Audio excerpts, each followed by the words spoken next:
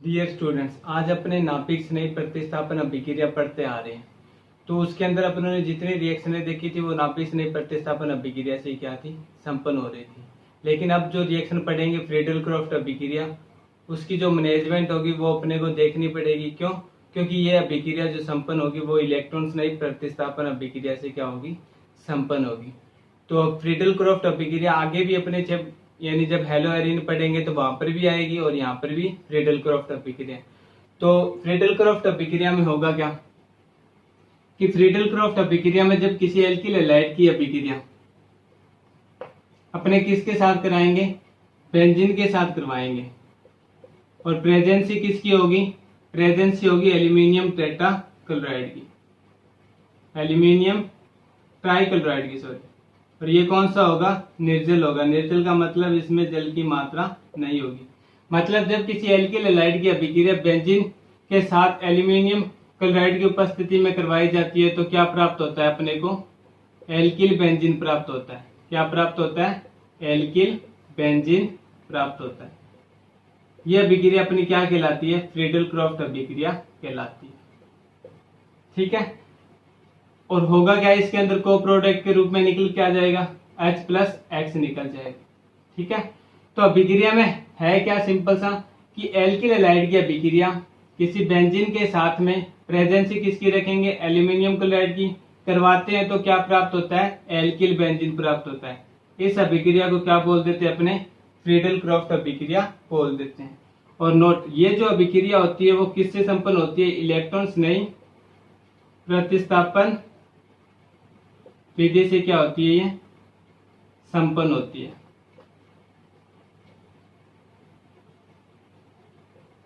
यह अभिक्रिया किससे संपन्न होती है, एल्किल हैलाइड की फ्रीडल क्रॉफ्ट अभिक्रिया। तो एल्किल हैलाइड की फ्रीडल क्रॉफ्ट अभिक्रिया वो इलेक्ट्रॉन स्नेही प्रतिस्थापन विधि से क्या होती है, संपन्न होती है। और अपने जो रिएक्शन पीछे पढ़ते आ रहे हैं वो क्या थी, नाभिक स्नेही प्रतिस्थापन विधि से क्या हो रही थी, संपन्न हो रही थी। उनकी मैनेजमेंट देखी थी अपनों ने, SN1 व SN2 दोनों टाइप की देखी थी। उसी टाइप से क्या होते जा रही थी, रिएक्शन होती जा रही थी। लेकिन इसके अंदर क्या हो रहा है, इलेक्ट्रॉन स्नेही प्रतिस्थापन विधि से क्या हो रही है, अभिक्रिया संपन्न हो रही है। तो मतलब इसकी मैनेजमेंट होगी, और वो मैनेजमेंट किस टाइप की होगी तो वो अपने देखते हैं। तो इसके अंदर होगा क्या, मान लो फॉर एग्जांपल मैं कोई बेंजीन लेता हूं और उसकी अभिक्रिया करवाता हूं किसके साथ में, मेथिल क्लोराइड के साथ में अभिक्रिया करवाता हूं। प्रेजेंसी किसकी रखता हूं, एल्यूमिनियम टेट्राक्लोराइड, निर्जल, सॉरी ट्राई होगा, टेट्रा बोल देता हूं मैं, यानी AlCl3 होगा, जिसे क्या बोल सकते हो, एल्यूमिनियम ट्राइक्लोराइड बोल सकते हो। वैसे डायरेक्ट इसे एल्यूमिनियम ही क्लोराइड बोलते हैं। ठीक है। तो इसकी अभिक्रिया करवाऊंगा तो बनेगा क्या, यहाँ पर CH3 प्लस में क्या निकल जाएगा, HCl। इसे क्या बोल दूंगा मैं, मेथिल बेंजीन। मेथिल बेंजीन का क्या हो जाएगा, निर्माण हो जाएगा। उसी टाइप से अगर मैं बेंजीन की अभिक्रिया करवा रहा हूं किसके साथ में, एथिल क्लोराइड के साथ, प्रेजेंसी किसकी, एल्यूमिनियम क्लोराइड की, तो बनेगा क्या, CH2 CH3। इसे क्या बोल दूंगा मैं, एथिल क्लोराइड, एथिल बेंजीन। इस प्रकार से क्या हो रहा था, अपने ने पता था कि एल्किल बेंजीन का निर्माण हो रहा था। एल्किल यहाँ पर क्या है, जो मेथिल एथिल ये सारे क्या हो रहे हैं, एल्किल में काउंट होते हैं अपने पता है। और लास्ट में क्या लगा रहे थे अपने, बेंजीन। और अब बेंजीन साथ में जुड़ा ही हुआ है सबके साथ। तो फ्रीडल क्रॉफ्ट अभिक्रिया से अपने क्या कर सकते हैं, मेथिल बेंजीन का निर्माण कर सकते हैं, एथिल बेंजीन का निर्माण कर सकते हैं, आइसोप्रोपिल बेंजीन का निर्माण कर सकते हैं, तृतीयक ब्यूटिल बेंजीन का निर्माण कर सकते हैं। इन सारे रिएक्शनों से अपने यानी इनसे अपने क्या कर सकते हैं, इन सभी प्रकार के एल्किल बेंजीनों का निर्माण कर सकते हैं। तो इसकी मैनेजमेंट कैसे होगी, तो मैनेजमेंट के लिए सिंपल सा है कि जो एल्यूमिनियम क्लोराइड अपनों ने यूज किया है ये क्या करता है, एल्किल हैलाइड से, फॉर एग्जांपल इसके अंदर प्राथमिक, द्वितीयक और तृतीयक एल्किल हैलाइड यूज होते हैं। यही एल्किल हैलाइड अपने पास क्या है, प्रेजेंट है। सबसे ज्यादा क्रियाशीलता किसकी होती है, अपने को पता है कि तृतीयक एल्किल हैलाइड की, द्वितीयक एल्किल हैलाइड की और प्राथमिक एल्किल हैलाइड की। क्यों? क्योंकि इसके अंदर क्या बनता है, मध्यवर्ती कार्बोकेटाइन का निर्माण होता है, मध्यवर्ती कार्बोकेटाइन का निर्माण होता है, केटाइन का निर्माण होता है, जो क्या करता है, इलेक्ट्रॉन स्नेह की भांति व्यवहार करता है, इलेक्ट्रॉन स्नेह की भांति क्या करता है, व्यवहार करता है, और अभिक्रिया को क्या करता है, संचालित करता है। तो अपने को पता है कि जो कार्बोकेटाइन बनेगा वो स्थायी कौन सा होगा, तृतीयक कार्बोकेटाइन ज्यादा स्थायी होगा। तो इसके लिए मैं कौन सा यौगिक यूज कर लूं, फॉर मतलब कौन सा एल्किल हैलाइड लूं, यानी एक टाइप से कह सकता हूं कि तृतीयक एल्किल हैलाइड, जिसे क्या बोल सकता हूं, CH3, इसे क्या बोल सकता हूं मैं, 2 मेथिल 2 क्लोरो आएगा, पहले से 2 क्लोरो संरचना बनाएंगे, जब पता चल जाएगा अपने को 2 क्लोरो 2 मेथिल, साथ में 3 कार्बन होगा, 3 कार्बन के लिए क्या लगाएंगे, प्रोपेन। इसकी अभिक्रिया किसके साथ करवाऊंगा मैं, अगर बेंजीन के साथ में करवाऊंगा एल्यूमिनियम टेट्राक्लोराइड की उपस्थिति में, तो बनेगा क्या, तृतीयक ब्यूटिल बेंजीन का निर्माण होगा। लेकिन अपने को क्या समझनी है, मैनेजमेंट समझनी है। तो मैनेजमेंट में जो उत्प्रेरक यूज किया है, तो वो क्या करेगा, इस एल्यूमिनियम क्लोराइड इस क्लोरीन को क्या कर लेगा, ग्रहण कर लेगा। ये क्लोरीन क्या करेगा, बंद के इलेक्ट्रॉन को तोड़कर क्या हो जाएगा, अलग हो जाएगा, AlCl3 आ जाएगा। मतलब एल्यूमिनियम टेट्राक्लोराइड पर चार्ज कौन सा आ जाएगा, नेगेटिव, प्लस में रह क्या आ जाएगा, तृतीयक कार्बोकेटाइन रह जाएगा, जो क्या होगा, एक इलेक्ट्रॉन स्नेह की तरह व्यवहार करेगा और अभिक्रिया को क्या करेगा, संचालित करेगा।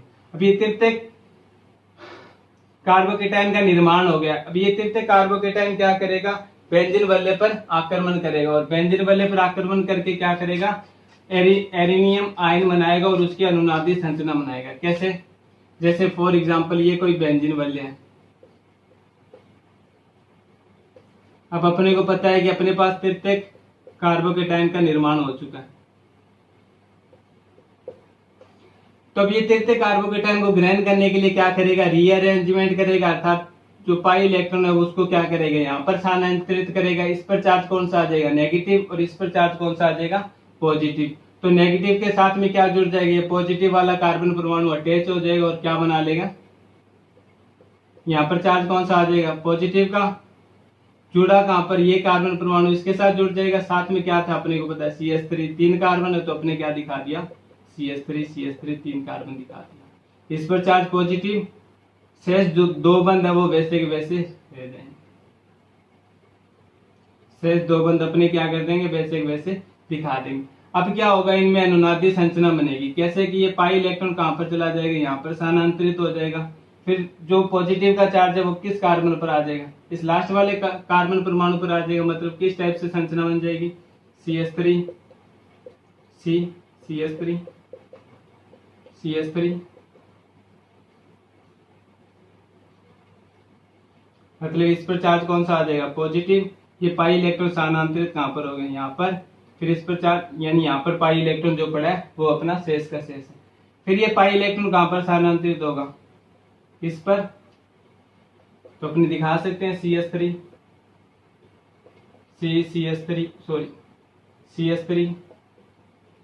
CH3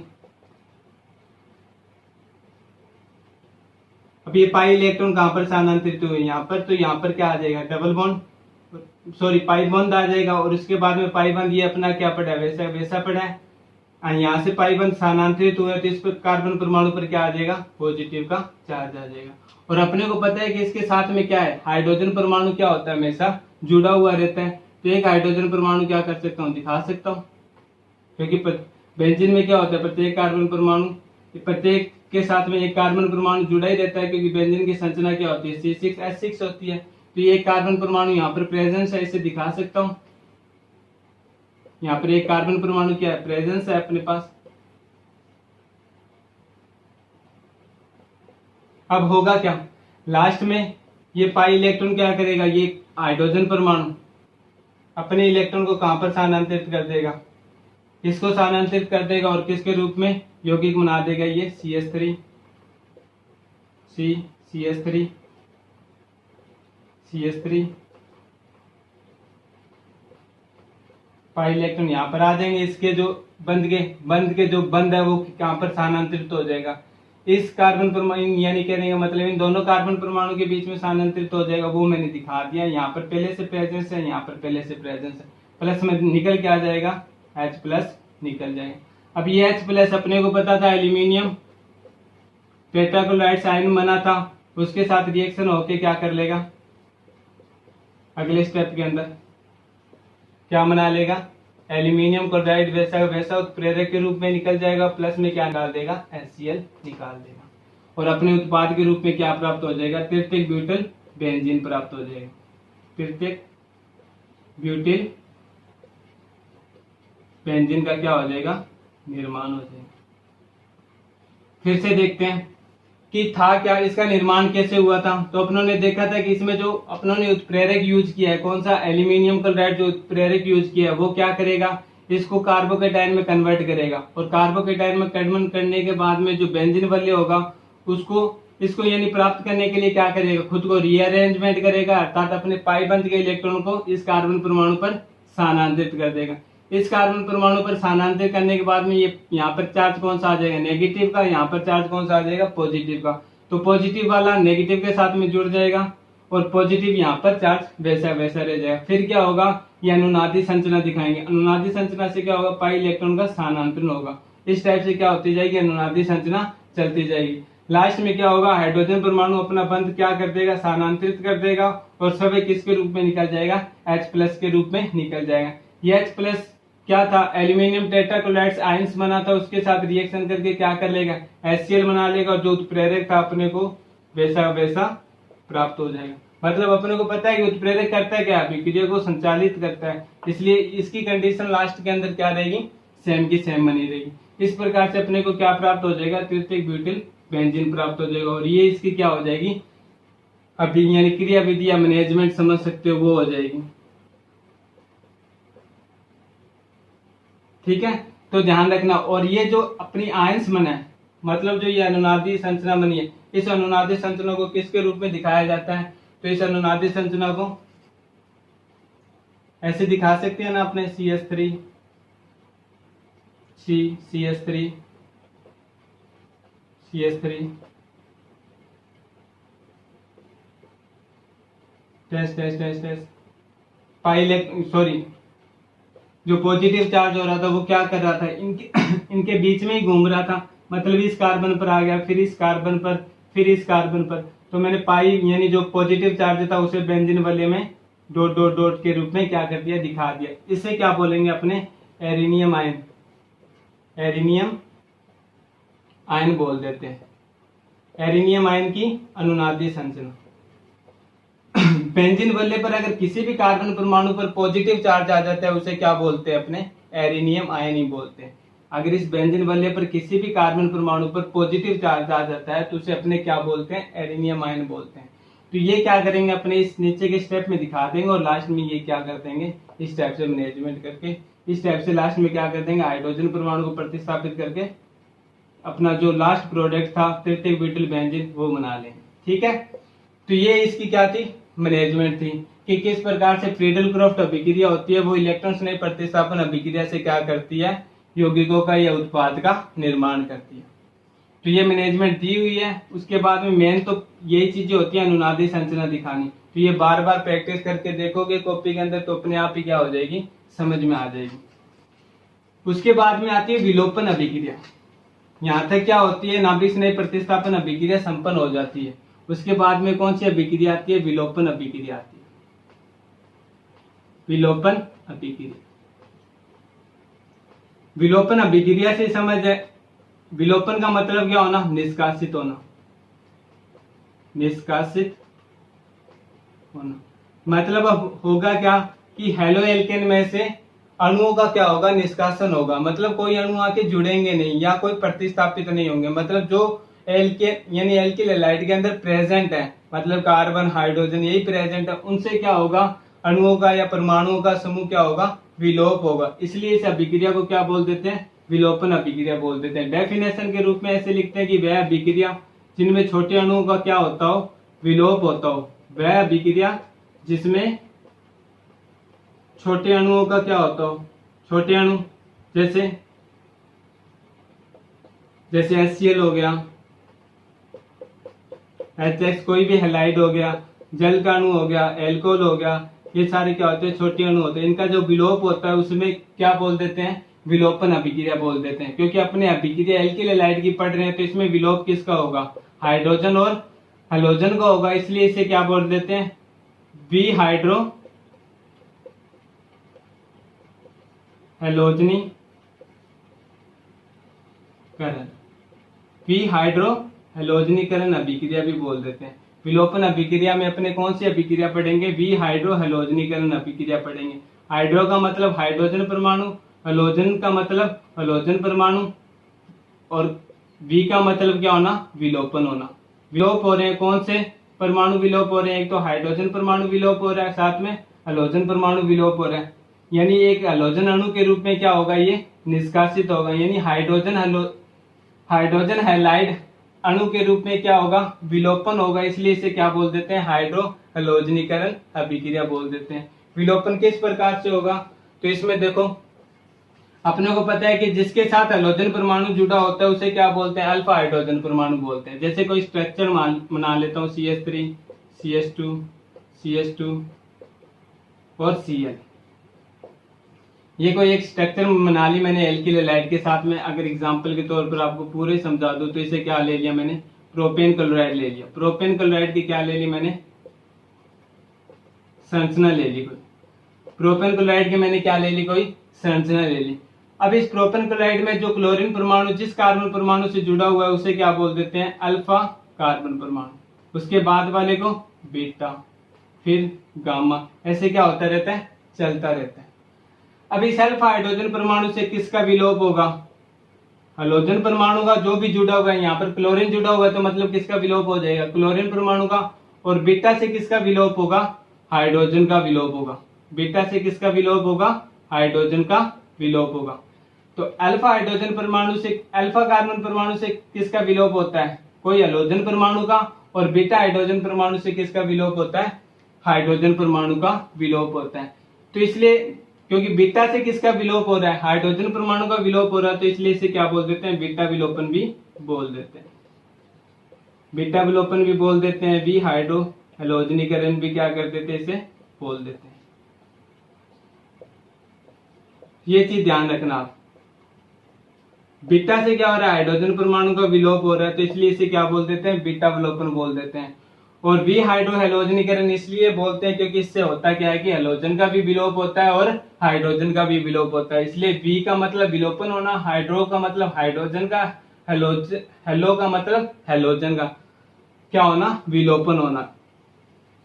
उसके बाद में आती है कि रिएक्शन होगी कैसे? सिंपल सी रिएक्शन है, अपने को विलोप ही करना। मान लो यहाँ पर क्या लिख दिया? एक हाइड्रोजन परमाणु मैंने दिखा दिया, ताकि सारे बंद के रूप में दिखा देता हूँ। तो इसके साथ में क्या ले लिया? एक हाइड्रोजन परमाणु प्लस में एक हाइड्रोजन परमाणु और Cl। मतलब सेम स्ट्रक्चर को मैंने क्या किया है? बंद के रूप में दिखाया है। तो इसमें होगा क्या? एल्कोहलिक KOH क्या लेंगे अपने? एल्कोहलिक KOH क्या लेंगे अपने? इसके अंदर उत्प्रेरक के रूप में लेंगे। एल्कोहलिक KOH क्या लेंगे अपने? उत्प्रेरक के रूप में यूज करेंगे। अब होगा क्या? अल्फा हाइड्रोजन परमाणु इसे बोलेंगे, बीटा हाइड्रोजन परमाणु इसे बोलेंगे। तो अल्फा हाइड्रोजन परमाणु से हैलोजन परमाणु का, बीटा हाइड्रोजन परमाणु से हाइड्रोजन परमाणु का क्या होगा? विलोप होगा। और उत्पाद के रूप में अपने को क्या प्राप्त हो जाएगी? कोई एल्कीन प्राप्त हो जाएगी। HCl क्या निकल जाएगा? बाहर निकल जाएगा। यहाँ पर दिखा देता हूँ। माइनस का मतलब निष्कासित होना। और उत्पाद के रूप में क्या बन जाएगा? CH3 CH double bond CH2, जिसे क्या बोलूंगा मैं? प्रोपीन। प्रोपीन का निर्माण हो जाएगा। मतलब इससे एक चीज तो स्पष्ट होती है कि जो एल्किल हैलाइड है, एल्किल हैलाइड का अपने भी हाइड्रो हैलोजनीकरण करते हैं तो एक असंतृप्त यौगिक प्राप्त होता है। क्योंकि एल्किन क्या है? असंतृप्ति है। क्योंकि एल्किन और एल्काइन किसमें काउंट होते हैं? असंतृप्त हाइड्रोकार्बन में काउंट होते हैं। मतलब क्या होगा कि वी हाइड्रो हैलोजनीकरण से, एल्किल हैलाइड के वी हाइड्रो हैलोजनीकरण से असंतृप्त हाइड्रोकार्बन का क्या होगा? निर्माण होगा। और इसमें मुख्यतः किसका निर्माण होगा? एल्किन का ही निर्माण होगा, चाहे कोई भी यौगिक लेके देख लो। जैसे फॉर एग्जांपल अगर ऐसा यौगिक ले लूं जिसमें क्या हो? कि दो बीटा हाइड्रोजन परमाणु प्रेजेंट हो जाए तब क्या करेंगे अपने, जैसे फॉर एग्जांपल CH3CH, एक हाइड्रोजन परमाणु यहाँ पर दिखा देता हूँ CH, इसके साथ में Cl दिखा देता हूँ, फिर CH2 और एक हाइड्रोजन परमाणु इसके साथ दिखा देता हूँ। ये कार्बन परमाणु कौन सा है, अल्फा, जिसके साथ में हैलोजन जुड़ा हुआ है वो कौन सा है, अल्फा। उसके पास वाला कौन सा होगा, बीटा, उसके पास वाला कौन सा होगा, बीटा। अगर और आगे है तो यहाँ पर क्या हो जाएगा, गामा, यहाँ पर क्या हो जाएगा, गामा। इस प्रकार से क्या होगा, चलता रहेगा। अब अपने पास दो कंडीशन है, एक तो इस हाइड्रोजन परमाणु को क्या कर सकता हूं मैं, प्रतिस्थापित कर सकता हूं, सॉरी क्या कर सकता हूं, विलोप कर सकता हूं, एक इस हाइड्रोजन परमाणु को विलोप कर सकता हूं। तो दोनों विलोप करके देखता हूं। फर्स्ट कंडीशन में इसका विलोप करता हूं और इसका, तो क्या बनेगा मेरे साथ, CH3 CH2 CH double bond CH। First condition में अगर मैं कौन से हाइड्रोजन परमाणु का विलोप करता हूं, फर्स्ट कार्बन परमाणु से जुड़े हुए हाइड्रोजन परमाणु का विलोप करता हूं। सेकंड कंडीशन में मैं क्या करता हूं, इस हाइड्रोजन परमाणु का विलोप करता हूं और साथ में किसका करता हूं, क्लोरीन का। तो सेकंड कंडीशन में क्या होगा, CH3 CH double bond CH CH3। अब मेन कंडीशन ये है कि ये ज्यादा बनेगा या फिर ये ज्यादा बनेगा। तो इसके लिए एक रूल है, कौन सा रूल है, सत्यजेव का नियम।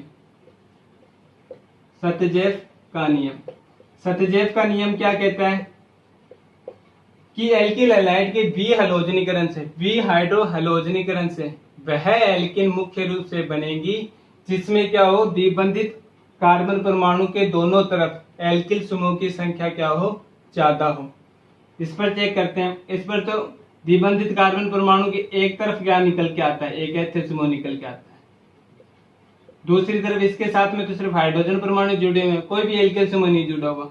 इसकी तरफ चेक करते हैं तो एक साइड क्या जुड़ा हुआ है, मैथिल समूह जुड़ा हुआ है, दूसरी तरफ क्या जुड़ा हुआ है, मैथिल समूह जुड़ा हुआ है। मतलब दो, इसमें दो एल्किल समूह निकल के आ रहे हैं और इसमें तो सिर्फ एक ही एल्किल समूह निकल के आ रहा है। तो मेन प्रोडक्ट कौन सा होगा, तो सत्यजेव नियम के अनुसार मेन प्रोडक्ट वो होगा जिसमें द्विबंधित कार्बन परमाणु के दोनों तरफ एल्किल समूह की संख्या क्या हो, ज्यादा हो। इसके तो सिर्फ एक ही साइड है, दूसरी साइड तो कोई भी एल्किन समूह नहीं है, तो इसलिए कम मात्रा में, फॉर एग्जांपल 10% भी मान सकते हो या फिर 5% भी मान सकते हो मात्रा में बनेगा।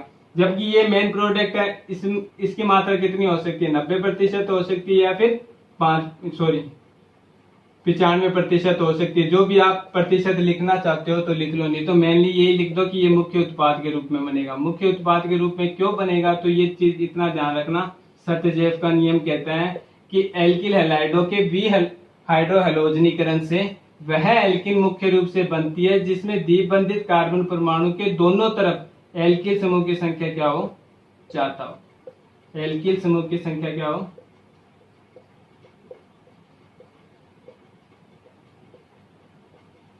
ज्यादा हो, ये कहता है सत्यजेव का नियम। ठीक है, तो ये चीज ध्यान रखना, आपको यही करेगा वो, सिंपल सा तो देगा नहीं कि ऐसे प्रोपेन क्लोराइड दे दे या फिर ब्यूटेन क्लोराइड दे दे, वो इस टाइप के यौगिक देगा, 2 क्लोरो ब्यूटेन दे देगा और पूछेगा कि मुख्य उत्पाद के रूप में क्या प्राप्त होगी, ब्यूटीन प्राप्त होगी या ब्यूट-2-इन प्राप्त होगी। तो आप ध्यान रखना ब्यूट-2-इन प्राप्त होगी, क्यों होगी, क्योंकि सत्यजेव का नियम क्या करना, अपने को लागू करना है। तो उसके बाद में क्या आता है, और एक एग्जाम्पल और देख लेते हैं इसमें। जैसे आपको ये कोई यौगिक दे दे, CH3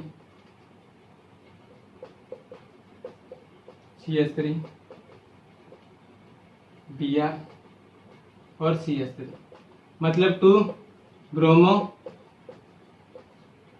उसके बाद में क्या है 2 मेथिल ब्यूटेन। आपको बोले कि 2 ब्रोमो 2 मेथिल ब्यूटेन के भी हाइड्रो हैलोजनीकरण से मुख्य उत्पाद कौन सा बनेगा, अभिक्रिया दीजिए। तो ध्यान रखना यहाँ पर क्या है, एक अल्फा हाइड्रोजन परमाणु जिसके साथ जुड़ा हो उसके साथ में क्या है बीटा, पास वाला क्या हो जाएगा बीटा। मतलब यहाँ से भी क्या हो सकता है, हाइड्रोजन परमाणु प्रतिस्थापित हो सकता है और यहाँ से भी क्या हो सकता है, हाइड्रोजन परमाणु प्रतिस्थापित हो सकता है। फर्स्ट इससे प्रतिस्थापित करके देखता हूँ, CH3 CH3 double bond CH2। Second किससे प्रतिस्थापित करके देखता हूँ, हाइड्रोजन परमाणु, इससे प्रतिस्थापित करके देखता हूँ, तो CH3 प्रतिस्थापित का मतलब विलोप करना, यही कर रहा हूं मैं। यहाँ पर क्या हो जाएगा, डबल बॉन्ड आ जाएगा, फिर CH3। अब इसमें देखो, इसमें द्विबंधित कार्बन परमाणु के साथ में क्या हो रहा है, एक दो मेथिल समूह जुड़े हुए हैं, इस साइड में क्या जुड़ा हुआ है, एक मेथिल समूह जुड़ा हुआ, मतलब 3 एल्किल समूह निकल के आ रहे हैं। लेकिन इसके साइड क्या हो रहा है, एक साइड एक साइड में तो क्या हुआ है, एक साइड तो एथिल समूह जुड़ा हुआ है, एक साइड कौन सा जुड़ा हुआ है, मेथिल समूह, मतलब 2 एल्किल समूह जुड़े हुए हैं। तीसरी साइड में इस कार्बन परमाणु के साथ में सिर्फ हाइड्रोजन परमाणु जुड़े हुए हैं। तो एल्किल समूह की संख्या किस में ज्यादा है, इसमें ज्यादा है, तो मेनली प्रोडक्ट कौन सा हो जाएगा अपना, ये मेनली प्रोडक्ट हो जाएगा। आईपीसी नामकरण करेंगे तो 1 2 2 पर क्या आता है, मेथिल, उसके बाद में 1 2 3 4 कार्बन परमाणु के लिए क्या होता है, ब्यूट, फिर 2 नंबर पर इन है तो 2 पर क्या दिखा दिया अपनों ने, इन, मतलब 2 मेथिल ब्यूट 2 इन क्या बनेगा, अपना मुख्य प्रोडक्ट बनेगा। ठीक है। और उसके बाद में कुछ चीजें ये पूछ लेता है कि इनकी क्रियाशीलता का क्रम क्या होगा, तो क्रियाशीलता का क्रम वही रखेंगे अपने, तृतीयक एल्किल हैलाइड सबसे ज्यादा, द्वितीयक एल्किल हैलाइड उसके बाद में, और प्राथमिक एल्किल हैलाइड सबसे लास्ट में। ठीक है, क्रियाशीलता का क्रम यही रखेंगे। और वैसे पूछ ले आपको एक यौगिक दे दे, मतलब मेथिल क्लोराइड दे दे, सॉरी क्या दे दे आपको, ऐसे दे देगा RCl, RBr, RI, मतलब एल्किल हैलाइड दे दे, एल्किल ब्रोमाइड दे दे, एल्किल आयोडाइड दे दे और एल्किल फ्लोराइड दे दे, और पूछे कि क्रियाशीलता का क्रम क्या होगा बी हाइड्रोहेलोजनीकरण का, तो अपने को पता है कि विलोप करना है, बंध को तोड़ना है, तो बंध को तोड़ने के लिए क्या करना पड़ेगी, एनर्जी देनी पड़ेगी। सबसे ज्यादा बंध लंबाई जिसकी होगी वो आसानी से क्या होगा, टूटेगा। ये चीजें आपको स्टार्टिंग से बताता आ रहा हूँ, प्रत्येक में यही चीजें लागू हो रही है। ठीक है, तो यहाँ पर अपनी विलोपन अभिक्रिया संपन्न होती है। विलोपन अभिक्रिया में सत्यजेव का नियम ध्यान रखना है। विलोपन अभिक्रिया को वी हाइड्रोहेलोजनीकरण क्यों कहते हैं, ये चीज ध्यान रखनी है। मुख्य एल्किन कौन से बनेगी सत्यजेव के नियम के अनुसार, वो कोशिश करके देखनी है। और फिर रेडल-क्रॉफ्ट अभिक्रिया की अपने को क्या करनी है, मैनेजमेंट क्रिया विधि लिख के देखनी है। यहाँ तक कंप्लीट होता है, उसके बाद में कल अपने धातु के साथ अभिक्रिया करवाएंगे।